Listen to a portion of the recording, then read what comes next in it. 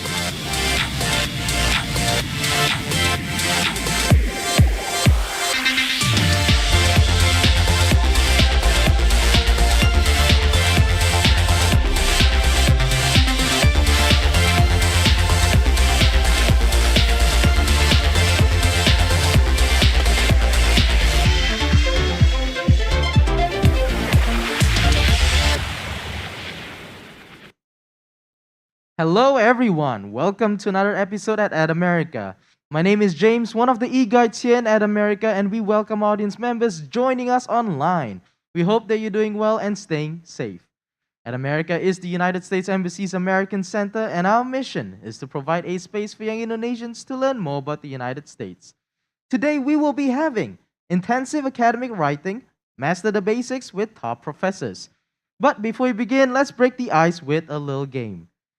Which of this is not a characteristic of academic writing? Is it option A, comments, evaluates, and analyses? Option B uses subject specific vocabulary. Option C, information comes from the writer's experience. Or option D, filled with evidence and arguments. Stay tuned until the end of this program because we'll be giving a live shout out to whoever can answer correctly on our social medias. Other than that, don't forget to take a selfie and tag at America's Instagram account. And now, without further ado, let me introduce everyone to our facilitator and co-facilitator for today. For facilitator, we have Ms. Shuri Mariasi GT Tambunan, a lecturer and researcher at Universitas of Indonesia. And her co-facilitator, we have Professor Dia RMB, a director in Language and Multicultural Center at Universitas Airlangga. And now, without further ado, guys, the stage is yours. Thank you, James. Hi, Thank everyone. you. My Okay. name is Gieti, Shuri Mariasi Gieti Tambunan, and I'm from Universitas Indonesia. Mbak Dia, silakan. Thank you, Mbak Kieti. Hello, everyone. Hope you are all well. Considering the time of the year that is very challenging to us. Hopefully, this pandemic will end soon. My name is Dia Ariani Arimbi. At the moment, I'm Director of Language and Multicultural Center at Universitas Erlangga. I'm also a teacher. I teach at the Faculty of Humanities. Thank you. Okay, thank you, Mbak Dia. So I will start with my explanation, my presentation, and then after I'm done with my presentation, Mbak Dia, if you would like to add something, please feel free to do so afterward, right? Yeah. Oke, selamat sore bagi yang hadir di America maupun yang hadir melalui YouTube maupun melalui Zoom. First of all, I would like to thank America and IFIS for inviting me for the second session of for my session for the second time. Last week we talked a little bit about structure and organization, and this week I'm going to talk about drafting. Jadi minggu ini saya akan berbicara mengenai bagaimana kita menulis artikel penelitian. Saya akan memulai presentasi saya. Izinkan saya untuk share screen, so let me share my screen.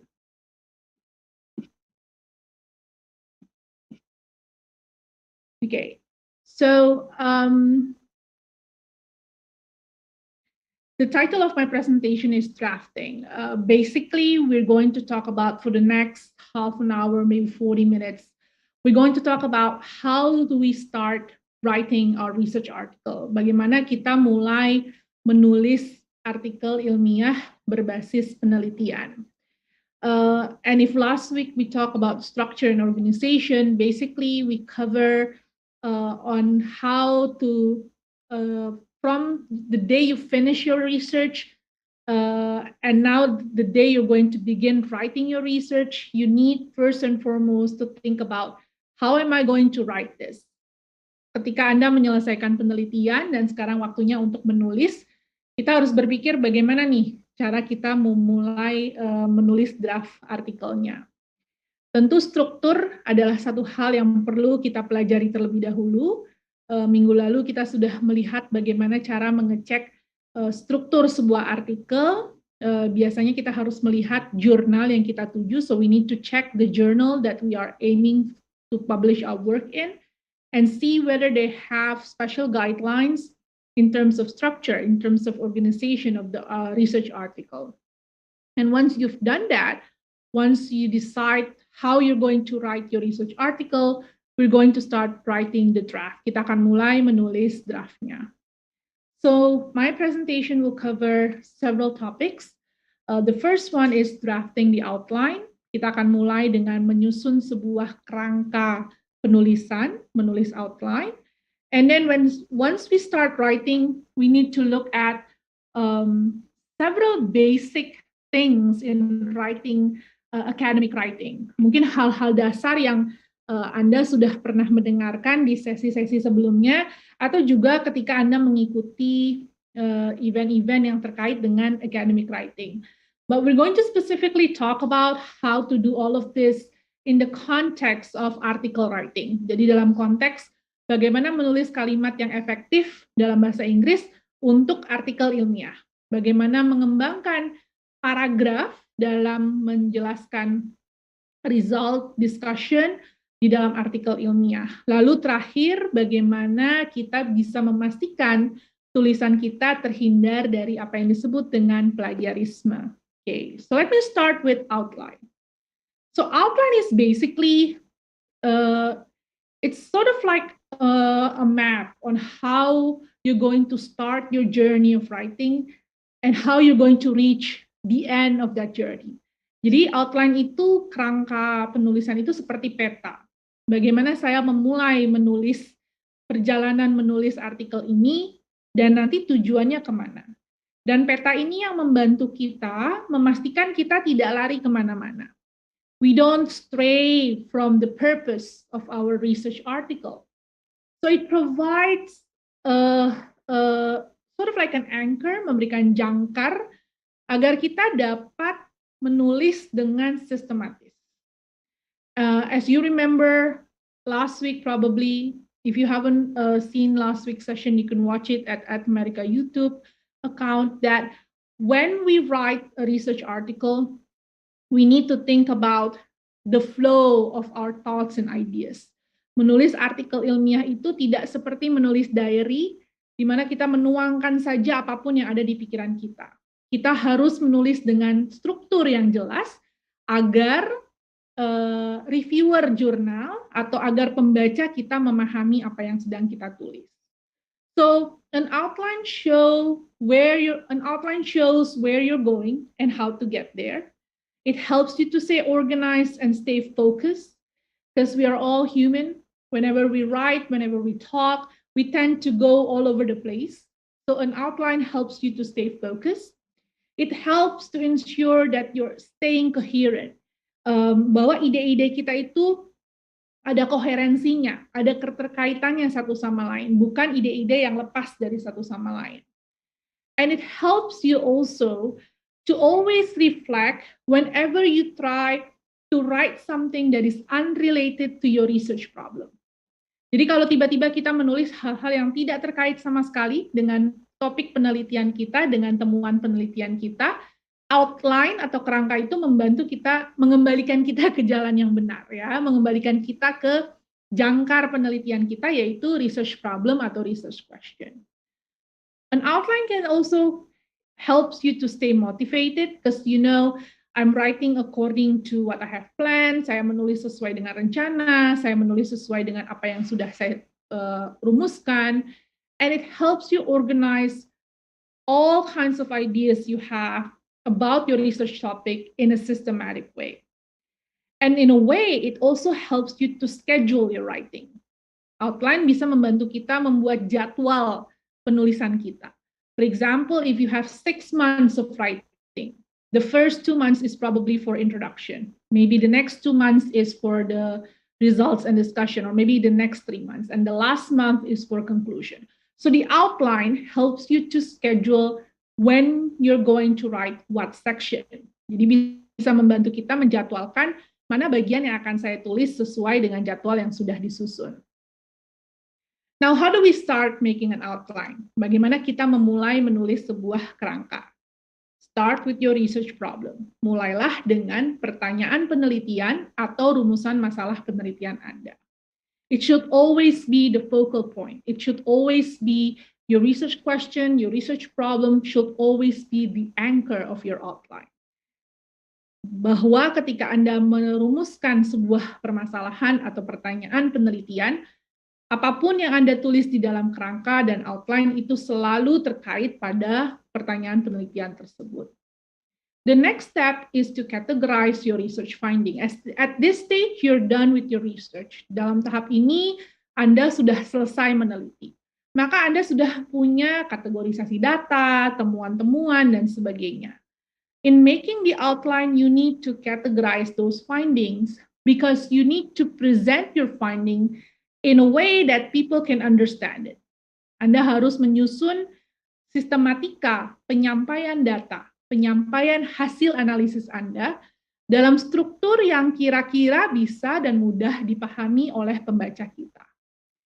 always start with your main findings. Apa sih temuan utama kita? Apa sih yang menjadi titik berat dari temuan penelitian ini? Mulailah dengan itu. And then you go to your secondary or other findings afterward. And remember, every argument, every conclusion, every research findings that you're presenting, you need to have supporting ideas.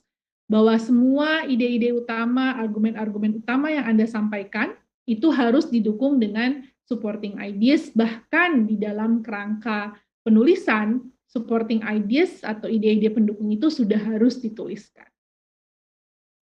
So you do these stages. You brainstorm, you start with some brainstorming activities, because basically our brain works like a storm. Otak kita bekerja seperti sebuah badai all over the place. So you need to work on that. You need to dig deep into whatever you have in mind, dan tentu dari catatan-catatan riset, hasil-hasil riset, dan sebagainya. But you need to stop at some point for your brainstorming, and you need to organize. I highly emphasize on the importance of having structure, having a systematic way of presenting your research. So you need to organize all of that storm of ideas in your head. And when you're organizing, you're putting things in order. Anda meletakkan semua ide-ide yang ada di dalam pemikiran Anda dalam sebuah urutan, order, ya. And when you put everything in order, seperti yang ada di tampilan presentasi saya, and then you need to label. Setiap bagian-bagian itu bagian apa, gitu ya. Misalnya satu kategorisasi data sebagai results satu, kategorisasi data kedua adalah results kedua, dan seterusnya dan seterusnya. So you need to do these stages in order to have an efficient outline as an anchor of your writing process. And just to remind you, this very famous idea of structure of research article is IMRAD. In bahasa we call it IMRAD. Jadi kita memulai dengan introduction, and then we have methods, and then we have results, and then we have discussion, and of course at the end we have conclusion. And this is the best way, I think, to write your outline. You start with the introduction, and then you write the methods, and then results and discussion, and then the last one is your conclusion. Now, there are some journals which ask us to write results and discussions separately. Ada beberapa jurnal yang meminta penulisan result and discussion itu dipisah. Tapi ada jurnal-jurnal yang meminta results and discussion digabung menjadi satu. Atau bahkan tidak menyebutnya sebagai results and discussion, menggunakan kategorisasi data sebagai judul-judul dari subsection tersebut. So here's basically the visual of an outline. Ini adalah contoh visualisasi outline ketika Anda menulis poin-poin untuk introduction, methodology, results, discussion, conclusion. I would like to emphasize for result and discussion, always starts with your main findings. Mulailah dengan temuan yang paling signifikan, temuan penelitian Anda yang memang menjadi argumen utama Anda. Dan setiap temuan tersebut, setiap diskusi, analisis temuan-temuan tersebut harus didukung dengan ide-ide pendukungnya. The supporting ideas could be the data, supporting your findings, supporting your argument. It can also be from references, bisa juga referensi-referensi yang digunakan untuk mendukung argumen-argumen Anda. But basically, your main findings, your main arguments should be supported by the evidence that you have found in your research. So that's how we write our outline. And just a review of the discussion of outline is this is the stage where I think you cannot skip this stage unless you are a professional writer atau Anda sudah sangat berpengalaman dalam menulis artikel ilmiah, maka mungkin langsung menulis tidak masalah. Tapi kalau Anda baru mencoba untuk menulis artikel ilmiah, saya sangat merekomendasikan Anda untuk menyusun sebuah kerangka sebelum mulai menulis. Dan kerangka ini juga bersikap fleksibel, ya. Artinya, ketika Anda nanti melanjutkan menulis artikelnya, bisa jadi ada beberapa perubahan. Simply because you add additional information, you take out some information, and you keep on changing things. But at least the outline helps you to stay focused and to keep everything in a structured way. Now, I really think this quotation is a bit harsh, sedikit menyakiti hati, tapi memang realitanya seperti itu. A disorganized outline means a disorganized paper or article.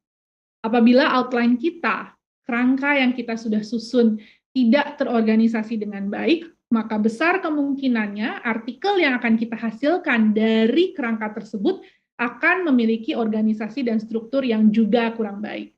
So your outline is very important and it helps you to keep your article or your paper organized. Okay, so now we are done with our outline. Kita sudah menulis sebuah outline. Kita akan mulai menulis. Now, before we start writing, we need to revisit our knowledge on academic writing. Kita harus kembali merefresh apa yang kita ketahui mengenai penulisan ilmiah dalam bahasa Inggris. So, just to remind you the nature of academic writing, scientific text is precise, impersonal, and objective. And that is why scientific text is not opinion paper. It's not opinion sections in your online media atau ada di Kompas dan sebagainya, tajuk rencana. Basically, those are based on personal subjective opinions. But scientific text is impersonal and objective. And most of all, it has to be precise. Harus tepat makna dan juga padat makna. It typically uses the third person, even though sometimes there are articles in humanities, social sciences that uses personal objectives like first person pronouns like I. Jadi memang ada beberapa artikel yang menggunakan saya gitu ya, atau kami peneliti dan sebagainya. But most of them uses third person. Most of them use passive tense, use complex terminologies, use footnoting, referencing system, and so on and so forth. So there's so many things we need to consider in using academic English for academic writing. So sometimes academic writing is unnecessarily complicated.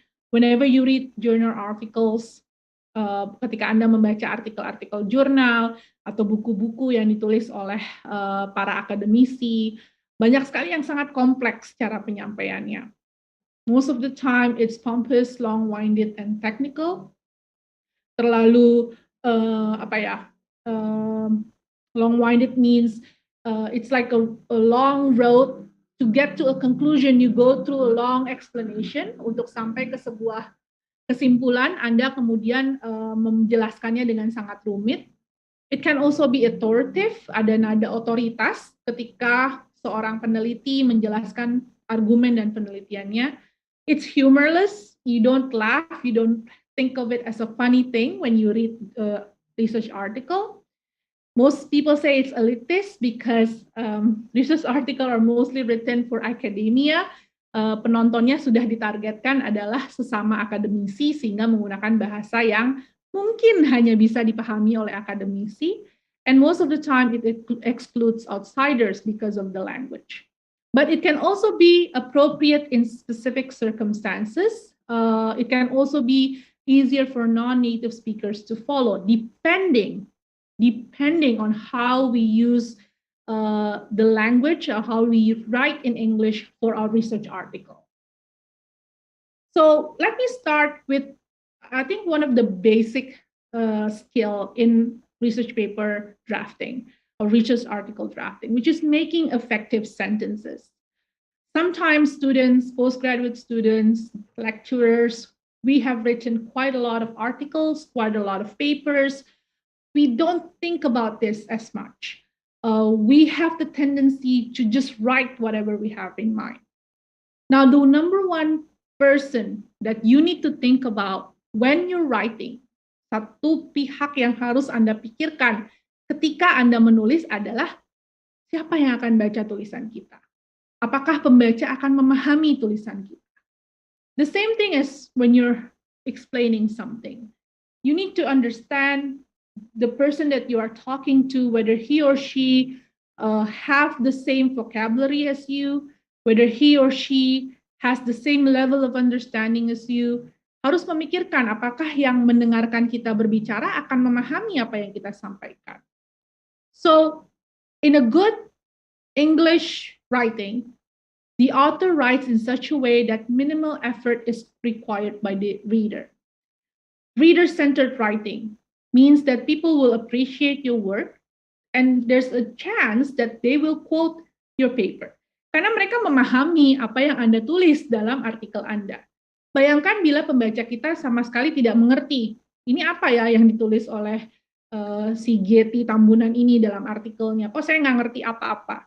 Bagaimana mungkin dia bisa mengutip artikel tersebut kalau apa yang saya sampaikan tidak dapat dipahami. So here's an exercise. Look at the writing that I have posted here. Try reading this text.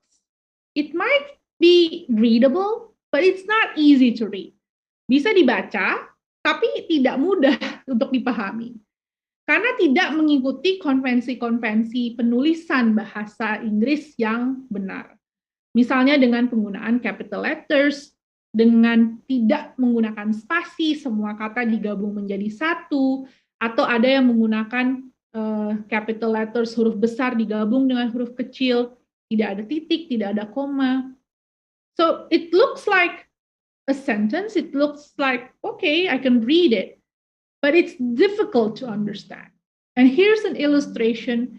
If you are not using effective sentences in your article writing, then your readers will get lost. Maka pembaca Anda akan tersesat dan tidak bisa memahami apa yang Anda sampaikan.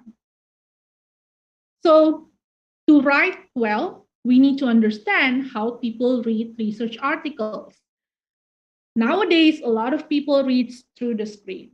Kita harus akui saat ini kebanyakan peneliti membaca artikel ilmiah, buku itu melalui layar laptopnya, atau iPad, atau handphone. Sangat berbeda dengan beberapa dekade yang lalu, gitu ya. Walaupun saat ini juga masih ada beberapa peneliti yang seperti saya pribadi, kalau membaca artikel jurnal lebih baik di print, gitu ya. Mungkin untuk alasan kesehatan mata dan sebagainya. But the nature of digital online searching for references means people want information faster. Ya, mencari informasi dengan cepat, dan ketika kemudian membaca artikel, mereka membaca dengan cepat. So people are reading vertically, membacanya ke bawah, rather than horizontally, bukan ke samping. Because of the nature of the digital world. This means that, we as writer, we need to think about the way people are reading nowadays. Yeah, and if we make complicated, long sentences that people find it very difficult to read, jangankan membaca introduction kita, mungkin baru melihat kalimat pertama, sudah langsung, sudah saya tidak mau membaca artikel ini. So we need to help our readers to understand whatever we're saying in our research article. So remember that in a sentence, every single part of the sentence needs to have a connection with one another. Ketika kita menulis sebuah kalimat, walaupun nanti juga dalam bentuk paragraf, kita tidak bisa sembarangan memasukkan semua ide di dalam kalimat itu. Kalimat kita harus seperti rantai. Rantai itu kan saling menyambung ya, antara satu bagian rantai dengan bagian berikutnya. Kalau itu terputus alias tidak ada sambungannya, maka kita tidak melihat apa sih kaitannya dengan dua kata pertama ini dengan tiga kata selanjutnya. Karena tidak ada kaitannya. Gitu. Ya. So, as a good writer in English, we need to make sure that the sentences we write has connection, has link of meanings between each word that we have written. And as I explained last week, short sentences are not a sign of inelegance and superficiality. Some people think that you need to show you're so good in writing in English by writing long, dragging sentences. Complex sentences are good. Complex sentences does show the sophisticated level of English. Tapi apabila kita hanya menekankan, saya ingin menunjukkan bahwa saya sangat jago menulis kalimat-kalimat yang sangat canggih, tapi akhirnya mengorbankan pemaknaan dari kalimat-kalimat tersebut, atau orang jadi tidak mengerti apa yang kita tulis, untuk apa kita kemudian menulis dalam bahasa Inggris. So, for example, sentence 1 is the shortest sentence. We did several surveys, which all gave the same result. Very short, very concise. But it doesn't give any information. Tidak ada informasi yang disampaikan. Now look at sentence 2. Yes, that is one long sentence. 3 rows for one sentence. And in that sentence, it's not only explaining about the fact that the survey was done, it also shows the result of the survey and what does the result mean. Unfortunately, all of this information are given in one long sentence. It requires more effort for the readers to understand. Pembaca jadi ngos-ngosan gitu ya membacanya nih. Oke, selesai di situ, IE and then read again. Oke, belum selesai juga gitu ya. Jadi secara kasat mata kalau dibaca kalimat ini sangat meresahkan pembaca. At the end, they don't understand what's so important about this sentence because you put it in such a long sentence. So let's try to break it into 3 sentences. Look at the example for number 3. We did several surveys aimed at investigating whether stress increases in proportion to the number of children a couple has. Period. It answered the question, you did a survey, and what kind of survey is it? And then each survey led to the same result, that there is no correlation. Short sentence, and an important information is that the result of the survey. This confirmed the hypothesis that stress in the family is generally connected to factors other than size. Again, short sentence, but you get the important information from that. So if you write it in shorter blocks, it's easier for the reader to understand it. Here's another example. A is one long sentence. The aim of this paper is to confirm that blah, blah, blah, and blah, blah, blah, 2 fairy fly, blah, blah, blah. One very long sentence with so many important ideas in it, right? And then let's try to split it into several sentences, several more short, concise, and more meaningful sentences. How we speak and write generally reflects the way we think and act, period.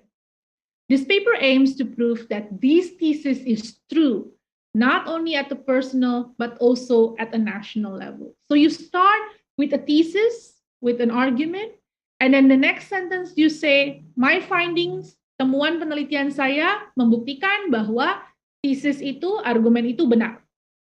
Dan benarnya bukan hanya individual, tapi juga dalam konteks nasional.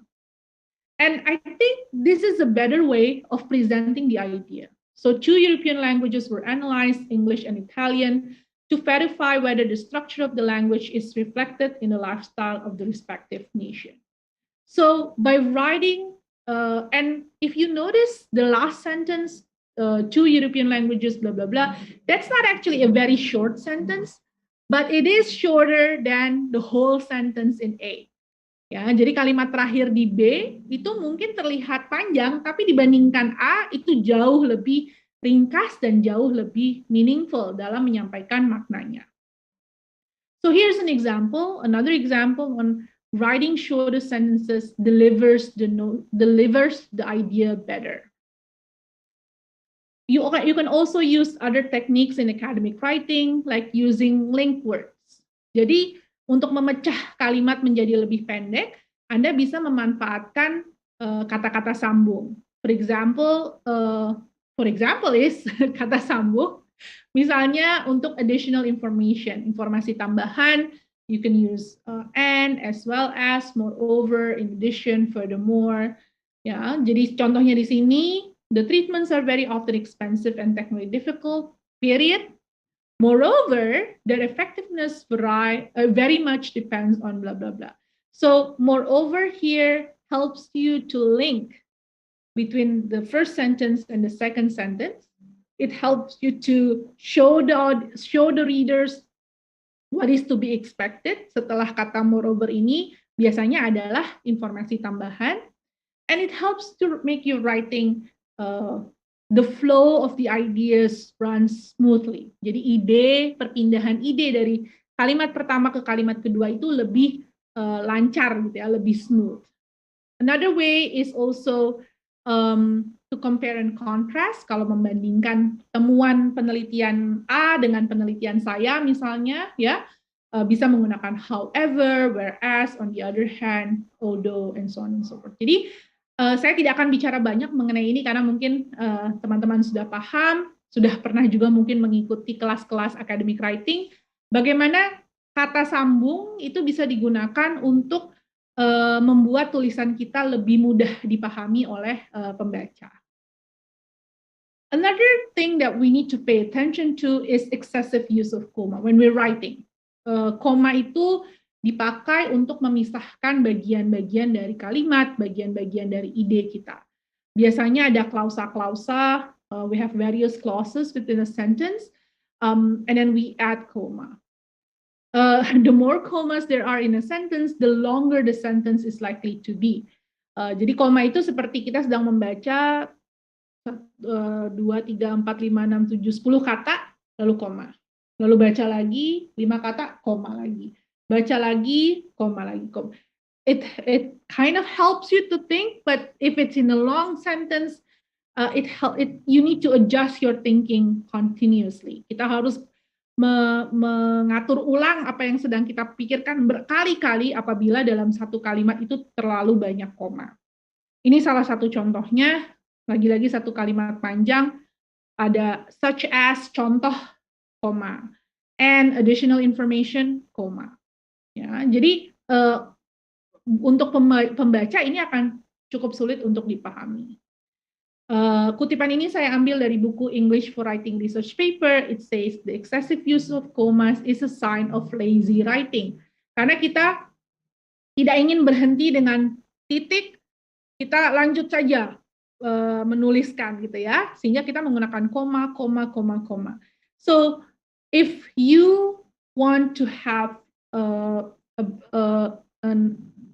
sentences, groups of sentences that are easier to understand, then we need to make use of every available resources. Boleh pakai kata sambung, boleh memisahkannya dalam paragraf terpisah gitu ya. Ada banyak sekali yang bisa kita manfaatkan daripada hanya sekedar menambahkan koma, koma, dan sebagainya. So here's an example, the revised version of the earlier example. If you notice, it doesn't have too many commas, tidak banyak menggunakan koma, dan setiap kalimat itu menggunakan koma memang tujuannya untuk misalnya memberikan ada dua jenis hipotesis, ada kelanjutan hipotesis di situ, atau sebagai additional information, atau memisahkan satu part dengan part yang lain. Gitu ya. Jadi penggunaan koma juga harus diperhatikan ketika kita mulai drafting, mulai menulis artikel ilmiah kita. So remember to increase readability when we are writing our sentences, dan ini masih di tahapan menulis kalimat. Jadi bahkan belum paragraf ya, masih dalam tahap kalimat. Do not separate the subject from its verb using more than 8 to 10 words. A sentence is subject and verb. Apabila Anda punya subject dan verb, itu Anda sudah bisa menulis sebuah kalimat. Tapi apabila subject dan verb terpisah jauh, lalu di tengah-tengahnya ada 8 sampai 10 kata, adjective, adverb, banyak atau noun clause, dipisahkan klausa, dan sebagainya, akan sulit bagi pembaca untuk memahaminya. Ya, jadi pastikan subjek itu sedekat mungkin dengan verbanya. Maximize the use of periods, use the minimum number of commas, check to make sure that a sentence has a maximum of 30 words. Apabila Anda sedang menulis kalimat, kok kalimatnya udah 30 kata, sudah masuk ke baris ketiga, itu sudah harus ada tanda alarm di kepala Anda. Berarti ini sudah terlalu panjang kalimatnya. Even if you have to have long sentences, kalau terpaksa sekali harus menggunakan kalimat panjang dengan klausa lebih dari satu di dalam satu kalimat, pastikan itu tidak mendominasi tulisan Anda. Yeah, so it is suggested not to use more than 3 to 4 30-word sentences in the whole paper. Again, to increase readability. Because what is the purpose of you writing? To be read. Kecuali kalau memang tujuannya menulis bukan untuk dibaca. Tapi saya rasa hampir semua orang yang menulis sesuatu, bahkan artikel ilmiah, tujuannya adalah untuk dibaca. The next thing I want to talk about is effective paragraph. If we are writing effective sentences, then we need to write effective paragraph. Paragraph biasanya terdiri dari topic sentence. You always start with a topic sentence. It's basically the main idea of the paragraph. And then you write 1 to 8 sentences of supporting ideas, and then you write a concluding sentence. Just like your research article, your paragraph needs to be written systematically. Paragraf kita harus ditulis secara sistematis untuk mempermudah pembaca mendapatkan informasi yang ingin kita sampaikan.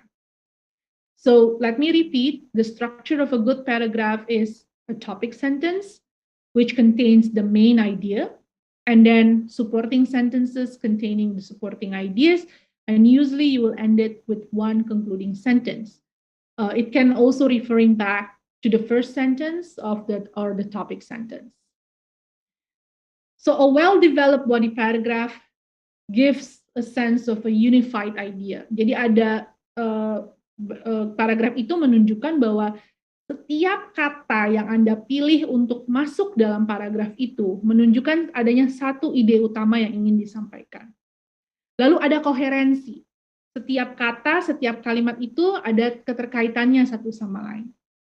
And this will produce a well-developed paragraph. Nah, yang sering terjadi adalah ketika kita menulis paragraf, kita menulisnya ada banyak sekali ide utama dalam satu paragraf itu, sehingga tidak jelas sebenarnya apa yang ingin kita sampaikan. Temuan penelitian mana yang ingin kita highlight dalam paragraf ini. Ya, jadi memang perlu memperhatikan bahwa paragraf itu harus mempunyai satu ide utama. So, when you're writing the first paragraph in results and discussion, for example, go directly to the point. Ada tendensi ketika menulis artikel ilmiah, kita cenderung banyak istilahnya banyak basa-basi. Oh, kita bicara lagi konteks Indonesia, penggunaan bahasa Inggris di Indonesia, berapa hal-hal yang sebenarnya sudah kita sampaikan di dalam introduction. We don't need to repeat it if it's not important, if it does not relate to the results and discussion. So just go directly to the point. Yeah. So you don't provide too many information that you have probably explained in the introduction, in the method section. Ini adalah salah satu trik yang digunakan oleh penulis kalau memenuhi jumlah kata misalnya. Ya, jumlah kata dari jurnal minta 6.000 kata. Karena saya baru 5.000 kata, oke, saya tambah-tambahkan informasi yang sebenarnya tidak terlalu punya kaitannya dengan yang ingin disampaikan. So whenever you start a paragraph in a new section, always go directly to the point. And then you also need to make sure that if a sentences is linked to one another, then when you put it in a full link atau semua digabung menjadi satu, maka paragraf Anda, kalimat-kalimat itu akan menjadi sebuah paragraf. Saya akan berikan contoh satu paragraf mengenai polusi dalam artikel ilmiah yang setiap kalimatnya itu ada keterkaitannya dengan kalimat berikutnya. You start with a topic sentence. The soil is a major source of pollution. The main idea, pollution, and then the major source is soil. The second sentence is the first subtopic. millions of chemicals are released into the environment and end up in the soil. Yeah. And then the third sentence is still related to the second subtopics. The impact of most of these chemicals on human health is still not fully known. Jadi kalimat satu bahas polusi dan soil, kalimat kedua membahas chemicals di dalam soil, kalimat ketiga membahas bagaimana chemicals itu memiliki dampak terhadap kesehatan manusia. And then the last sentence, still related to sentence 3, there are also naturally occurring amounts of potentially toxic substances in the soil. So when you're writing, it's like sentence 1, and then you write sentence 2. What's the connection between sentence 2 and sentence 1? And then you write sentence 3. What's the connection between sentence 3 with sentence 2 to sentence 1? Nah, ini jarang sekali kita lakukan. Biasanya kita kalau menulis langsung saja ya, seperti menumpahkan isi otak kita di dalam tulisan. And we don't step back. Kita tidak mundur sejenak, lihat kalimat kita ini apa hubungannya dengan kalimat sebelumnya. Apa kaitannya dengan ide utama paragraf ini. And this is something I think we need to make into a habit. When we write, we always have to think about the link between one particular sentence and the other to make one coherent, one well-developed paragraph. So always think about your readers, order the information you give in the most logical way in the simplest form, tulis logika, urutan ide yang ada di dalam paragraf dengan cara selogis mungkin dan cara sesederhana mungkin. Always think, will my readers understand what I'm writing? Begin each paragraph with a topic sentence, and then use the rest of the paragraph to develop this topic. If you need a concluding sentence in the paragraph, that's also possible. And usually when we write the paragraph, we move from the general to the increasingly specific. And always write in the most logical and consistent order. Jadi jangan bolak-balik gitu ya. Kalau sudah menulis dengan logika yang tersistematis, jangan kembali lagi ke awal. Jadi tidak akan membantu pembaca untuk berpikir dengan lebih terstruktur dan memahami tulisan kita. Okay, so that's about paragraph. This is the last point that I'm going to make, which is about plagiarism. And why do I include this in my presentation today? Because when we are drafting, when we are writing our draft, plagiarism is an issue. Plagiarism is something we always need to put in our head whenever we are writing. Ketika kita menulis draft, kita harus selalu memikirkan yang namanya plagiarisme ini. So what is plagiarism? I'm sure all of you know what plagiarism is. It's basically you use other person's ideas, you use other person's words, and claiming it as your own, tanpa memberikan indikasi bahwa yang saya tulis ini adalah ide orang lain. Ya. Plagiarism can be done accidentally, bisa saja itu tidak sengaja, ya, plagiarisme yang tidak sengaja, nanti saya akan bicara mengenai ini, tapi plagiarisme juga bisa disengaja. Ya, misalnya kita merasa ide argumen kita kurang inovatif, lalu oh nih kayaknya ide orang ini cukup inovatif, lalu saya pakai tanpa mengutip, tanpa memasukkan sumber referensi.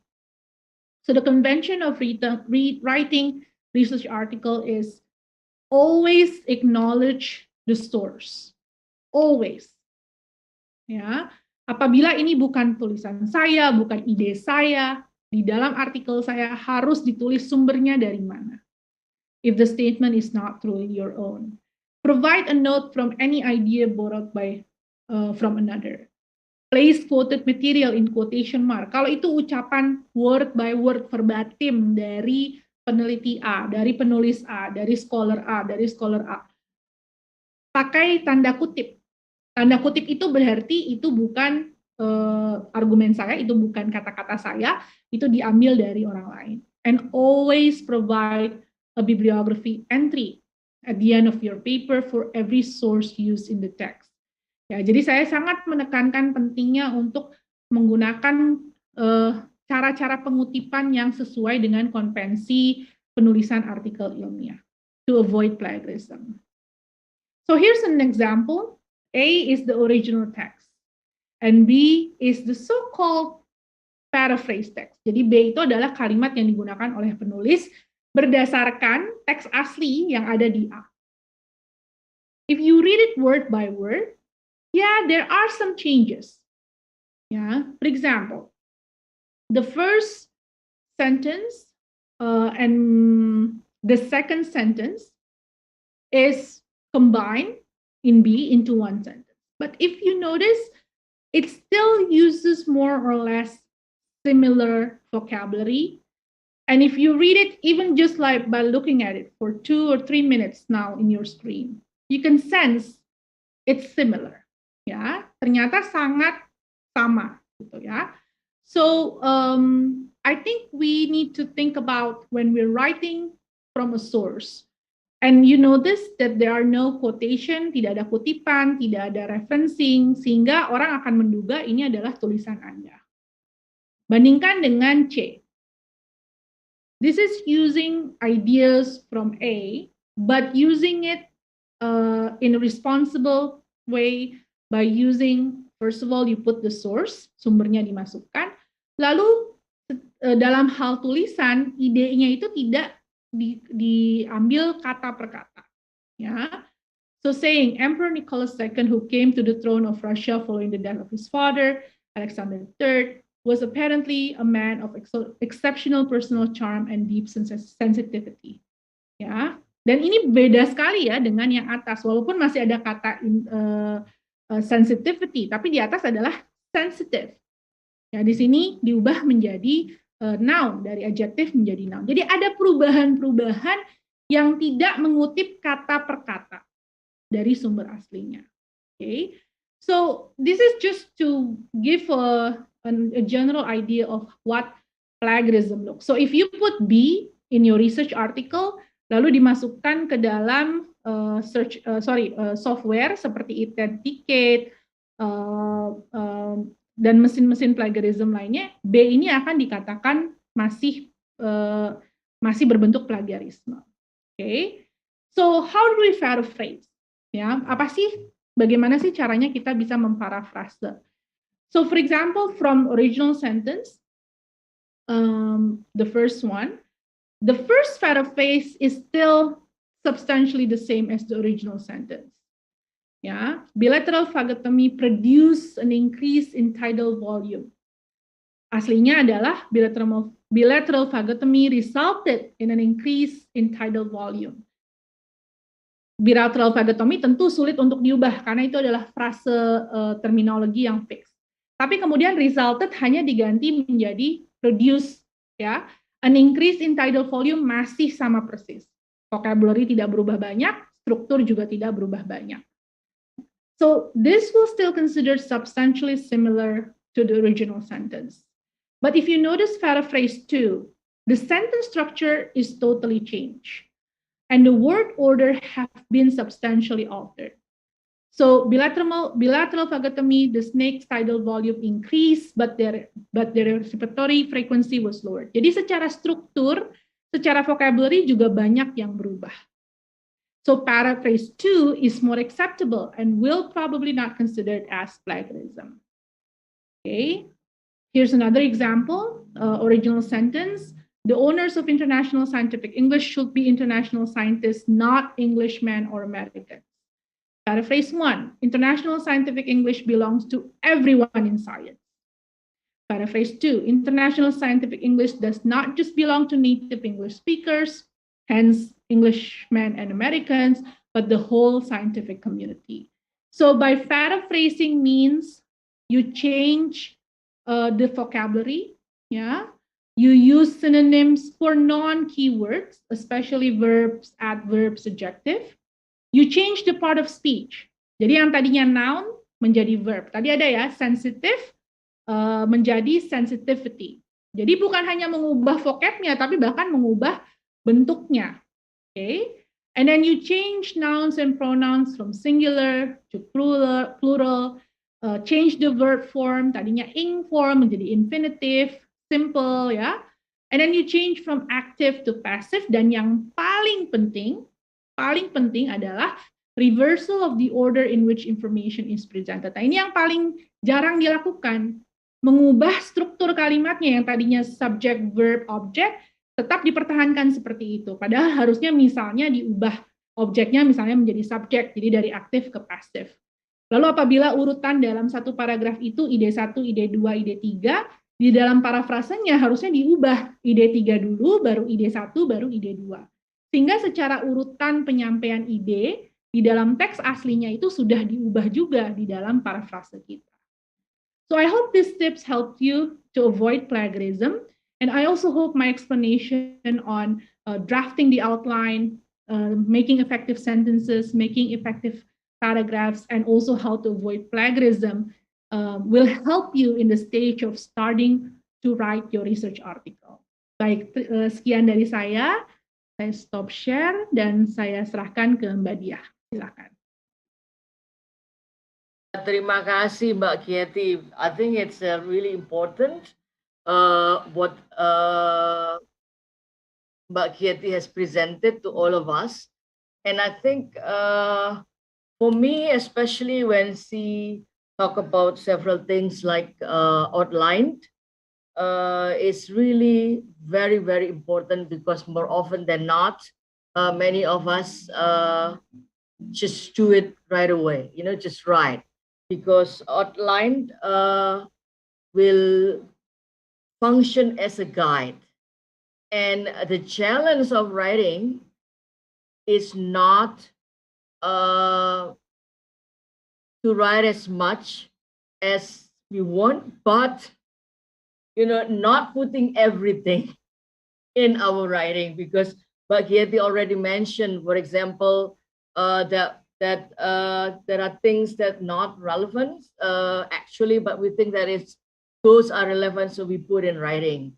So I think one thing that we have to remember that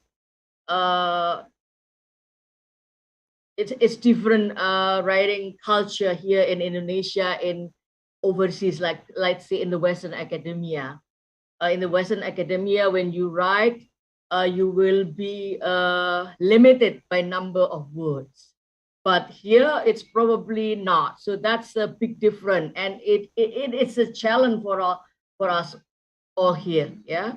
So as far as I know, for example, I have students who have written their thesis or even PhD dissertation for 500 pages, 600 pages, which probably is not going to be something that you can see in the Western academia.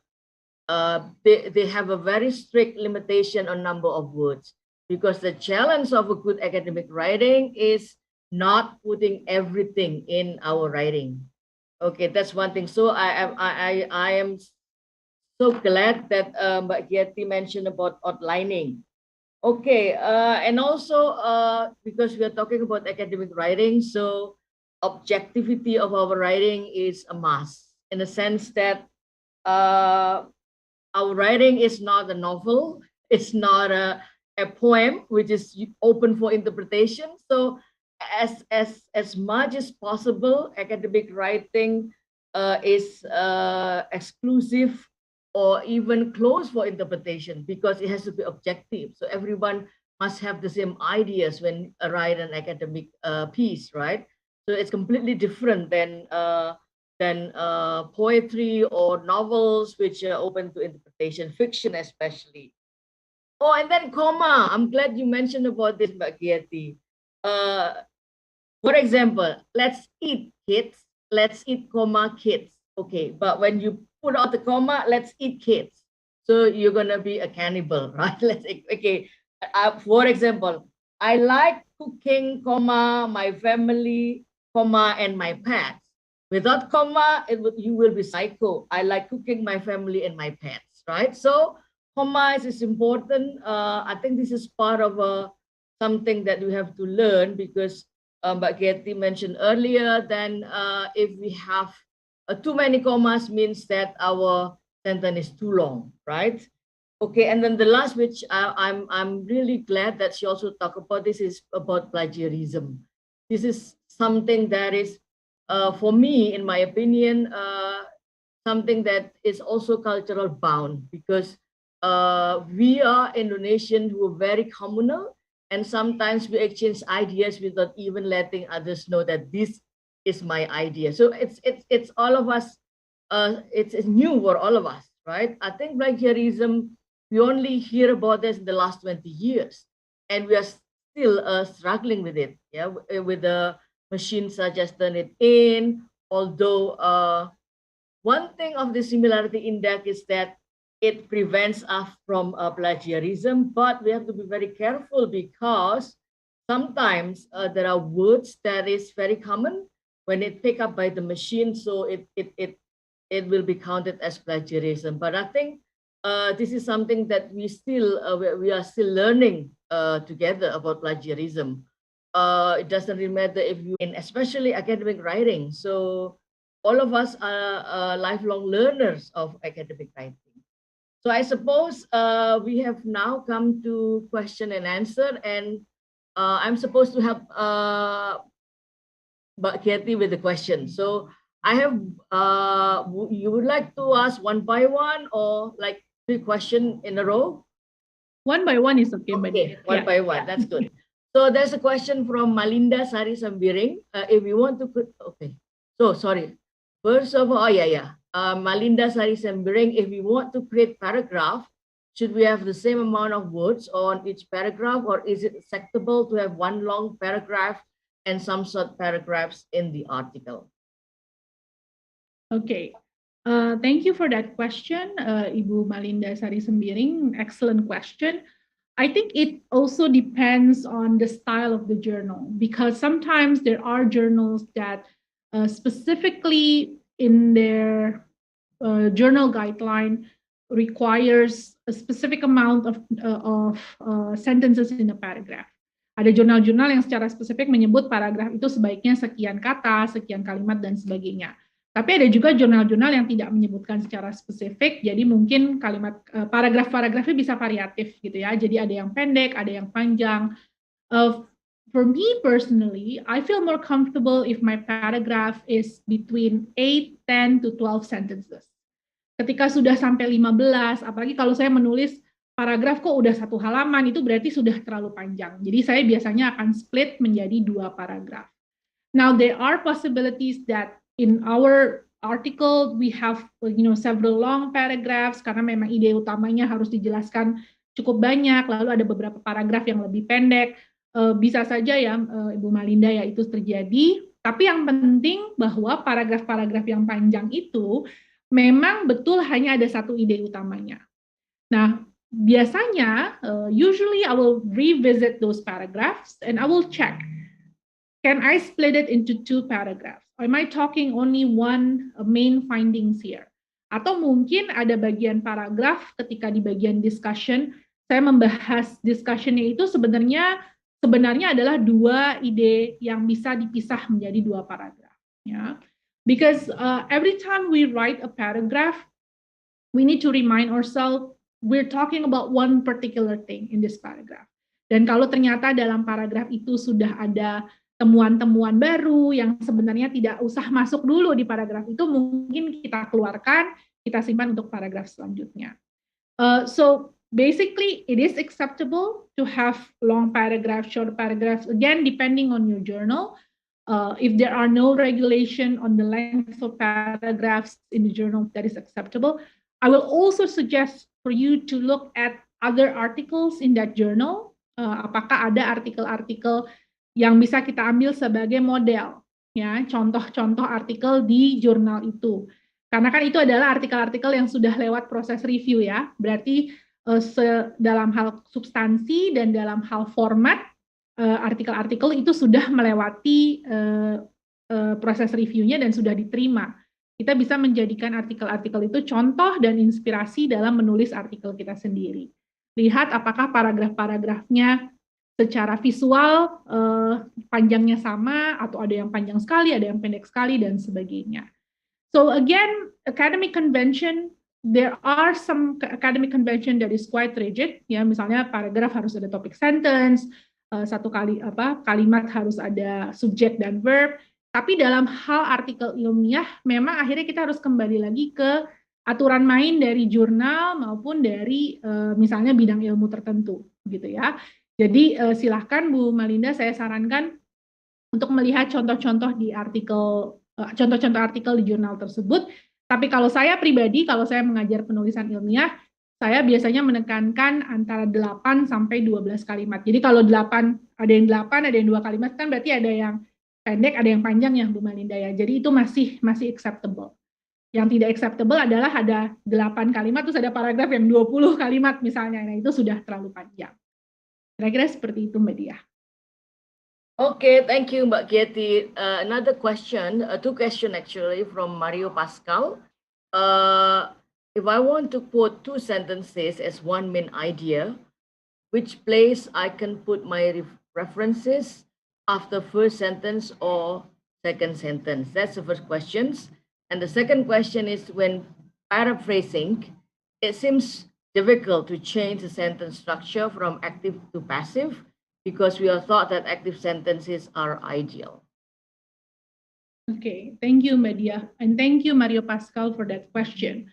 So for this first question, if we want to quote from a source, and we have 2 sentences that we would like to quote, or maybe indirect quotation.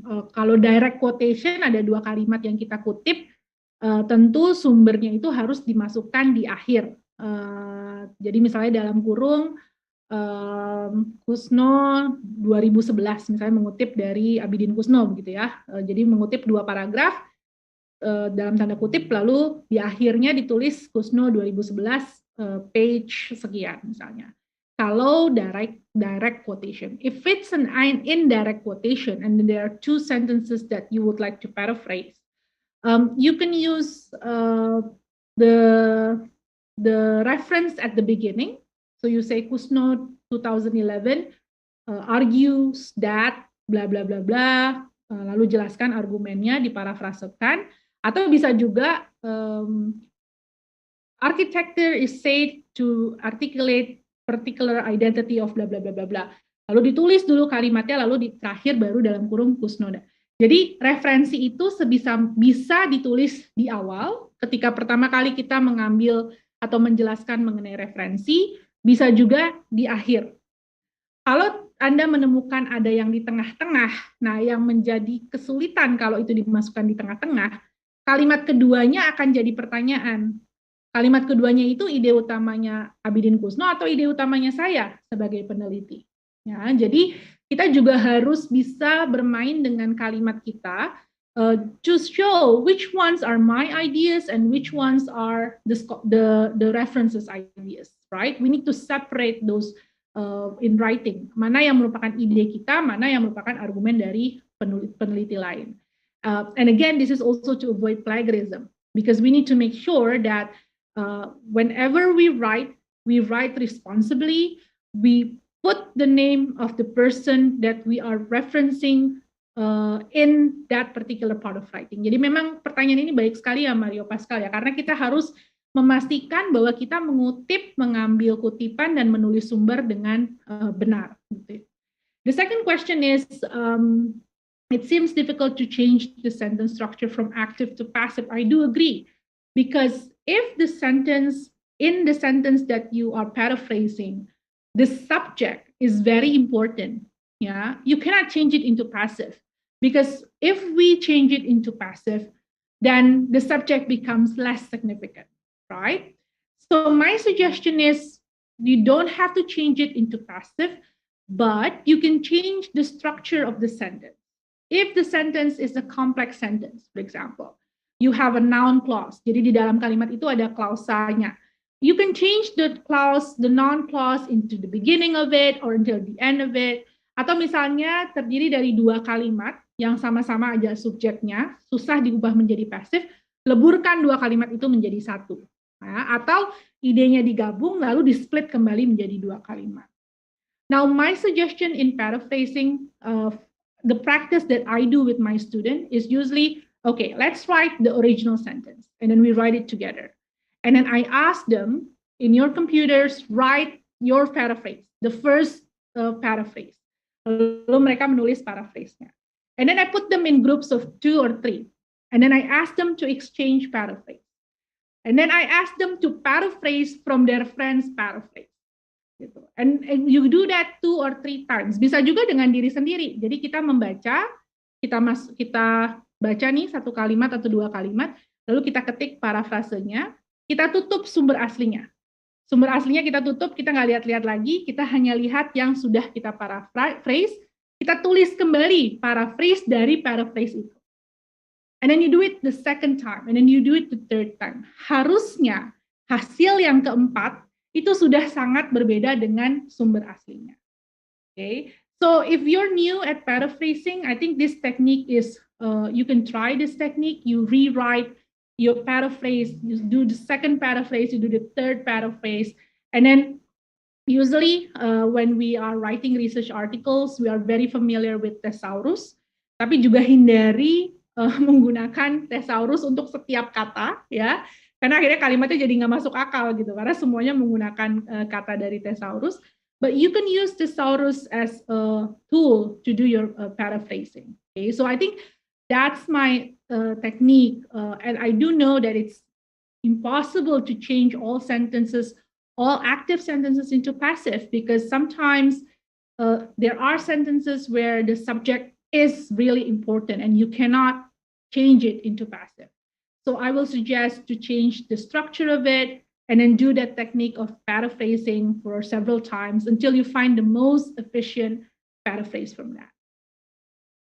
Okay, thank you, Mbak Kieti. And I think if I may add, Mario's question is really important when it comes to citations or putting your sources, because most people are usually think that when you have difficulty in paraphrasing and you just use the original source without citations, and they think because one of the things is that some of us are really not, some of writers are really afraid to put citation because they're afraid then, okay, you have taken too many sources, so but you have to think it differently, on the opposite, because the way I see, when you paraphrase, when you put numbers of citations, so it's actually show your broad knowledge of the subject.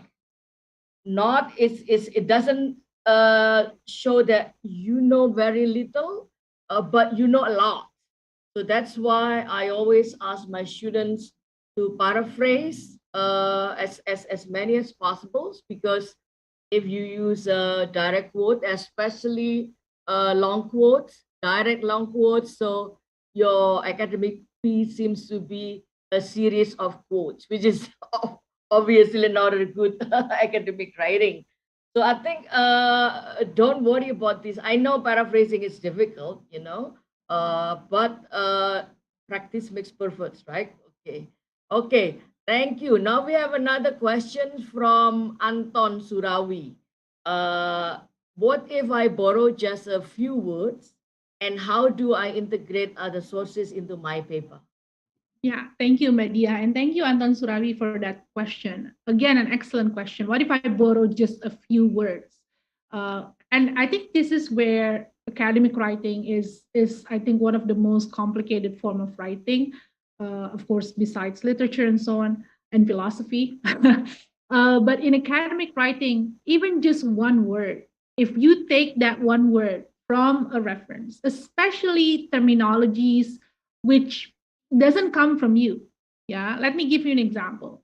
Stuart Hall, a famous media studies scholar, is known for his one of his terminologies is articulation, for example. And if you use that word freely, articulation, and you don't say, I'm using this because I read Stuart Hall, and Stuart Hall inspires me to use this word, then you're claiming something that does not actually comes from you. Right? So even one word, or maybe again from Stuart Hall, encoding and decoding. Istilah itu sudah sangat melekat di media studies itu dari Stuart Hall. Atau misalnya dalam film studies ada Laura Mulvey dengan male gaze misalnya. Ya, istilah itu hanya 2 kata memang, tapi itu datang dari seorang scholar yang sudah mungkin nggak paten ya, tapi sudah ya itu istilah dia gitu ya. So we need to make sure that we quote or we use references. And I think in academic writing, it's basically we are having a conversation with these scholars. Kita kan bercakap-cakap dengan mereka. Hey Pak Surthol, saya mau pakai teori Bapak nih gitu ya untuk menjawab fenomena budaya yang sedang saya teliti. So quoting from him, even just using the word articulation, even just using encoding decoding means I'm engaging in scientific discussion with these scholars, and that's what academic writing is all about. Ya, academic writing itu adalah kita masuk ke dalam percakapan ilmiah. Justru ketika kita mengambil, meminjam satu atau dua kata dari scholar-scholar ini, seperti tadi Mbak Dia jelaskan, itu berarti kita sudah mengerjakan PR kita. Bahwa kita sudah masuk ke dalam percakapan ilmiahnya, bahwa kita tidak sekedar mengemukakan pendapat kita, tapi kita meminjam istilah-istilah atau ucapan atau argumen dari peneliti-peneliti sebelumnya sebagai sounding board dari argumen kita sendiri. Okay, so even if you're just borrowing a few words, you still need to put quotation, you still need, if it's a direct quotation, you still need to put references. Dari mana Anda mendapatkan istilah itu atau informasi itu. And how do I integrate other sources into my paper?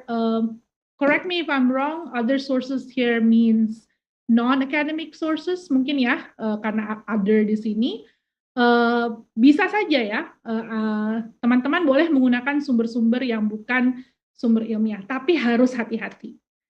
Satu hal yang sangat terlarang digunakan dalam academic writing, terutama dalam artikel ilmiah, adalah Wikipedia. Wikipedia is an open source, I forgot the terminology. Tapi intinya semua orang bisa nulis di Wikipedia. Ya, verifikasi data Wikipedia itu tidak dilakukan seperti scientific article. Ya, jadi bisa saja ada informasi di Wikipedia yang tidak sesuai. Okay, so if you want to use other sources, here again, I'm sorry if I'm wrong, but I'm interpreting that other sources here are non-academic sources.